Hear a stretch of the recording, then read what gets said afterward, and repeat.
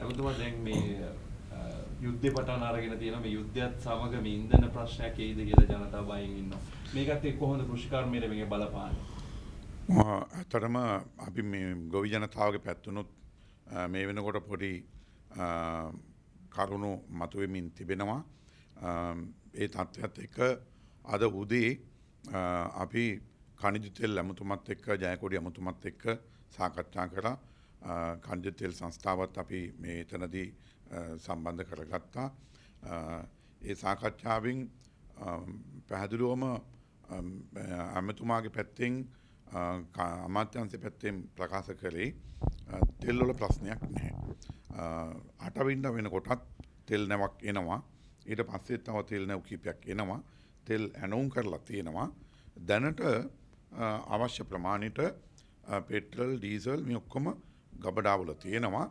මේකේ හිගයක් නැහැ.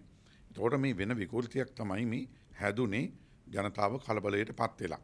ඉතින් ඒ නිසා කොහොමත් දවසක් දෙකක් යනකොට මේ තත්ත්වයේ සාමාන්‍ය තත්ත්වයට පත් කරන්න පුළුවන්.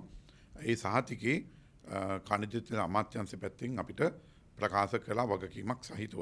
ඒ නිසා අපි ගොවි ජනතාවට ප්‍රකාශ කරනවා ඔබේ අස්වනු නෙලන මේ වෙලාවේ ඔබ යම් යම් අපහසුකම් වලට මෝන දුන්නු ගොවියෝ ඉන්නවා අපි ඒක පිළිගන්නවා. හැබැයි දැන් මේ වෙනකොටත් ඉන්ධන පිරුම් හල්වල ඒ තිබුණු තදබදිය අවෝසි වෙමින් තිබෙනවා. සමහර පිරුම් හල්වල මමත් අද පාර්දිගේ එනකොට දැක්කා කිසිම පොලිමක් මොකක්වත් නැහැ. සාමාන්‍ය තත්ත්වයට පත් වෙලා තියෙනවා. ඉතින් ඒක නිසා මේ ගැටලුව නිරාකරණය වෙනවා.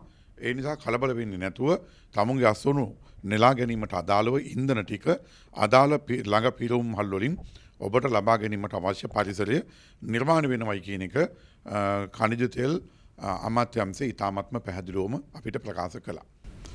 ඒ වගේම මේ දැන් වී සම්බන්ධයෙන් කොහොමද තියෙන තත්ත්වය මේ වෙනකොට? මේ වෙනකොට වී ගබඩා ගිය සිකුරාද වෙනකොට ගබඩා 98ක් ඒ කියන්නේ 100කට ආසන්න ප්‍රමාණයක් කරලා තියෙනවා. අද වෙනකොට මේ අරපු ගබඩා ප්‍රමාණය 100 පැනලා ගබඩා ප්‍රමාණයක් කරලා තියෙනවා. වී පෞගේ මේ දවස් වෙනකොට මෙට්‍රික් ටොන් 13000කට වැඩි ප්‍රමාණයක් රජයේ ගබඩාවලට ගොවි ජනතාව වී ගෙනවිත් දීලා තියෙනවා. තව ගොවියෝ විශාල පිරිසක් සාම්පල් පරීක්ෂාවට ගබඩාවට ගෙනත් දීලා තියෙනවා.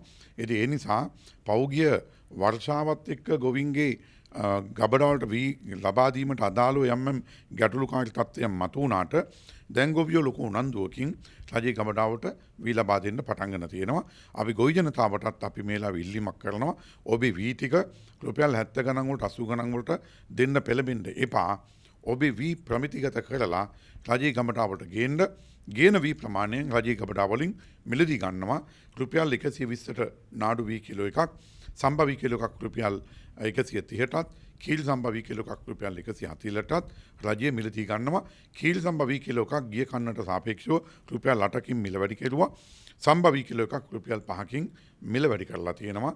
ඒ නිසා ගොවි ජනතාවට හොඳ මිලක් මේ වෙනකොට ලබා දීලා තියෙනවා විතරක් නෙමෙයි ගබඩා ටික ඇරලා තියෙනවා. ගොවින්ගෙන් අපි ඉල්ලන්නේ රජයේ ගබඩාවලට වී ගෙනින්න. දැන් රජයේ වී මිලදී ගැනීමත් එක්ක ජනතාව බලාපොරොත්තු වෙමින් ඉන්නවා හාල් මිල අඩු වෙයි කියලා. එහෙම තත්ත්වයක් වෙයි. ඔය ඇත්තටම ප්‍රායෝගිකව ගත්තොත් එහෙම හාල් වල මිල වැඩි කරලා නැහැ.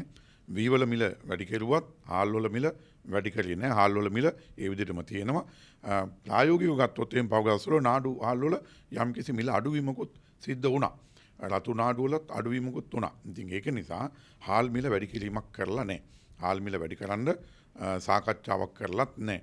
ඉතින් ඒ තත්ත්වය තුළ ගොවියාගේ පැත්තට ගොවියාට අපි වාසියක් මේ වෙලාවේ ලබා දීලා තියෙනවා. ඒක ඇතුළ ඒක පාවිච්චි කරලා පාරිභෝගිකයා අපි ඉදිරියටපත් වෙන තීරණ වලට අපි අවිල්ලා නැහැ. ඒ වගේ හාල් මිල අඩු වෙයිද ඉදිරියට? දැන් මෙහෙමයි. හාල් වලට අදාළ පාලන මිලක් දාලා තියෙනවනේ. ඒ පාලන මිල දාන්නේ යම්කිසි පදනමක් එක්කනේ. එතකොට ඒ පාලන මිලෙන් එහාට හාල් විකුණන්න බෑ කාටවත්. ඒක නීති විරෝධී. ඒව අල්ලනවා. දැන් මේ කීල් සම්බවල පොඩි ගැටලුවක් ආවා. නාඩු වල ගැටලුවක් නැහැ. සම්බවලත් ප්‍රශ්නයක් නැහැ. ඇත්තටම කීල් සම්බවල පොඩි ගැටලුවක් ආවා. ඉතින් ඒ ගැටලුවත් අපි ඉදිරියේදී අනිවාර්යයෙන්ම निराකරණය කරනවා.